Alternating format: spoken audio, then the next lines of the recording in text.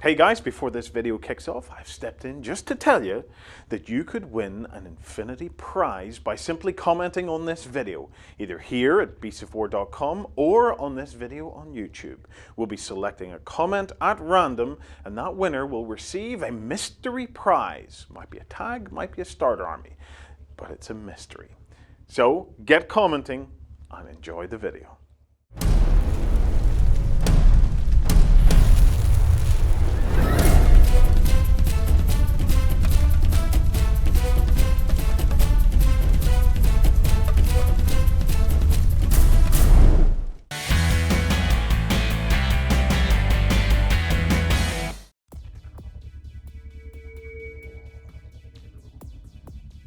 Okay guys, so by now I have no doubt you've probably seen the trailer video that's been circulating about and been wondering, I'm sure, what it's all for. I think now is about the time that we can tell everyone then that there's soon to be a new faction in Infinity. Yes. Who are they, Carlos, and what are they going to be doing? What are they, more importantly? Okay, this is this new faction. Its military arm is the Toha Trident, or Trident. Trident, the Toha Trident. Sorry. This is a new alien race, and it's something completely new in the Infinity setting. How do I begin? Okay. Where do they come from? What do they want? Yeah, a lot of stuff has to be said about them. When the first Infinity draft was written back in 2005, the Toha were already there. You can see that they are mentioned in the first Infinity rulebook. Gutierrez is the person who writes all the books and who has a very clear vision of the Infinity universe. What I mean is that this is not something recently, let's do this. No, this is part of the Infinity plan. We were waiting to release the Toha in their moment, and their moment has come. The Toha is a new alien race. There is an alien race that has a deep bond with the greatest mysteries of the universe. They do have answers about big questions of existence even, and they are an explorer race. They go through space and they colonize planets, they find new life forms, and they do take care of those life forms, and they even have some technology and knowledge, and they do know how to exalt alien species. When the word exaltations, according to the Toha setting, means that they can make other species more intelligent and capable, and they usually collaborate with those exalted species. Okay.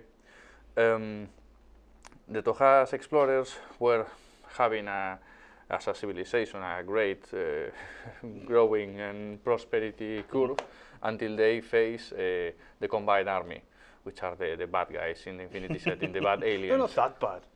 No, not that bad. I mean, humanity is even worse.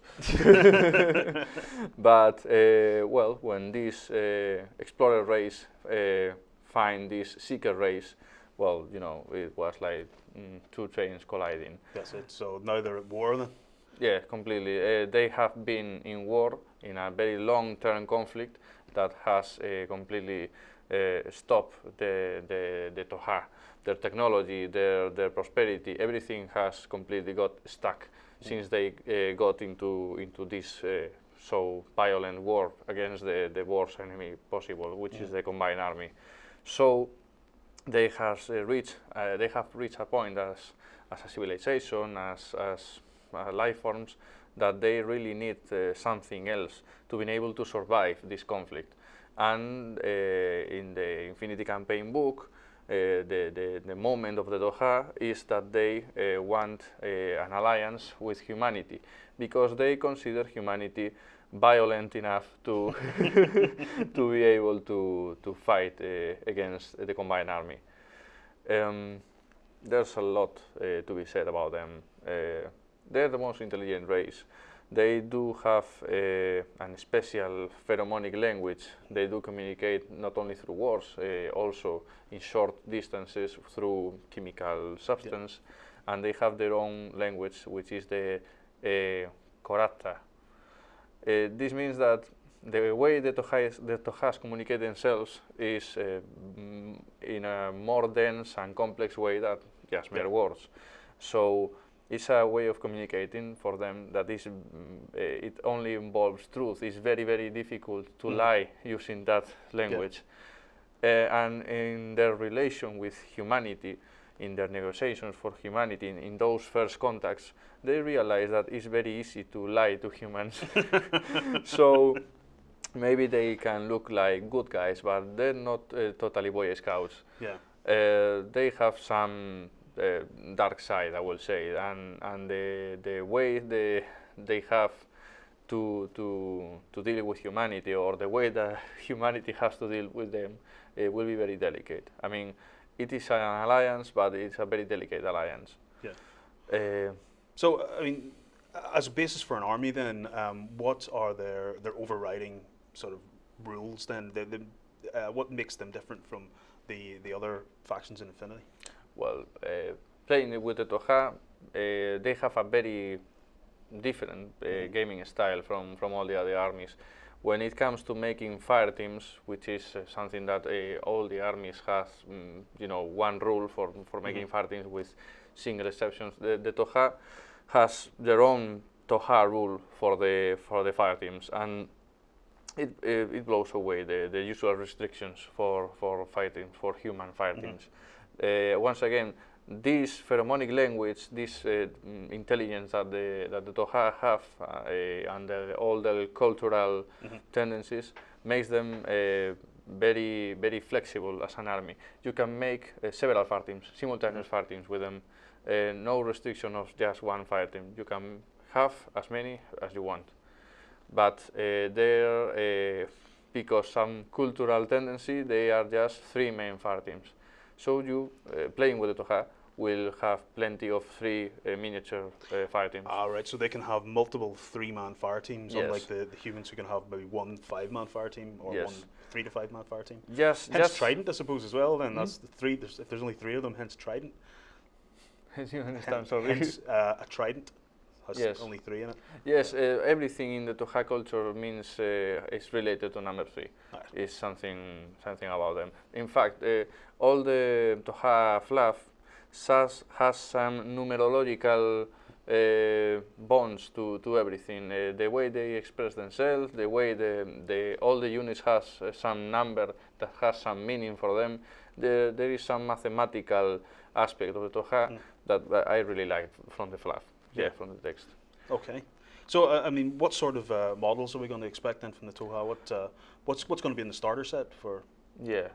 Well, when it comes to design, the Toha were designed, you know, with very stylish lines, but very full of tiny detail. If you look at the miniatures, I have recently taken a look at the first miniatures. They are so full of micro detail. I mean, if you get an amplifying glass and really stay while watching everything, Jose Luis Roch, the sculptor, and he's going to be the sculptor for a long time, has made an excellent job with them. This is very important for the customers because Jose Luis Roch is a great sculptor. So having him as the Toha sculptor means that you will get great miniatures for months. Yeah, and I suppose having the one guy doing it, then it's going to be consistent across the range. Yes, That'll full of detail and full of tiny aspects of them. I mean, it's very difficult to achieve that level of perfection, really. Yeah. So once again, then there will be a starter set for the Toha.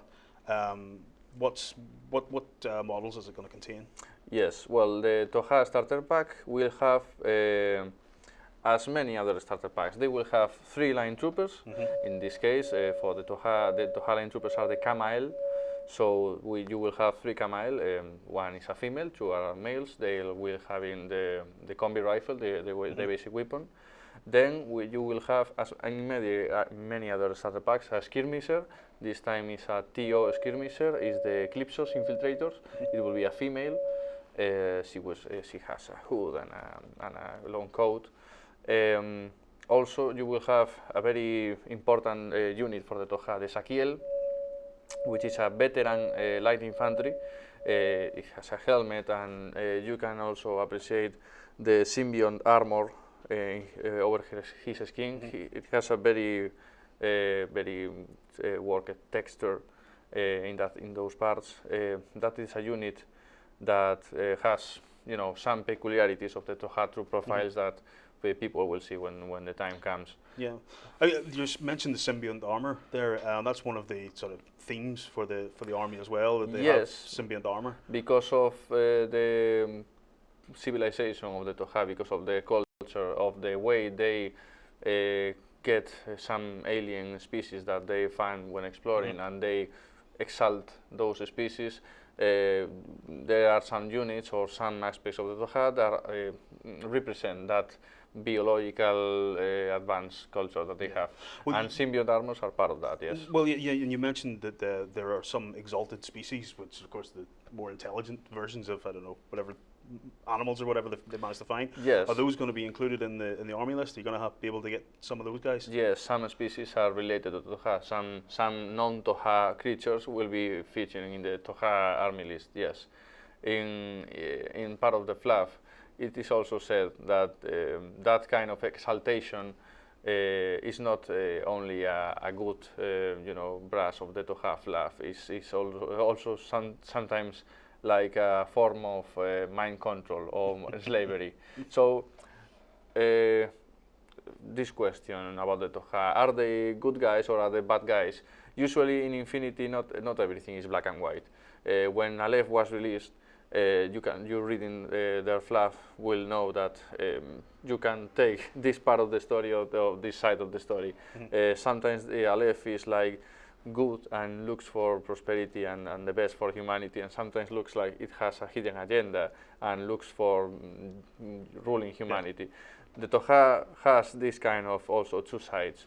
In some kind of way, the alliance with humanity is the ultimate key to success and to defeat the combined army. On the other side, they are not like the best allies we could have. They have a list of priorities, and humanity is not on the top of that list. Right. So humanity is not high on their list of priorities. There you go. Yeah. It's a way to say it. Yes. That's it. So other than that, then the Tohaa, I'm sure everybody out there is asking one question: are they going to get a tag? Yes, they will have a tag. Good. The tag is named Gorgos Squad. Gorgos. Yes. All right. Well, guys, there you go. So that's your first taster of the Tohaa. We'll be featuring them as soon as we get hold of some of the miniatures. Yes. And we'll get you guys as early a view as we can of it.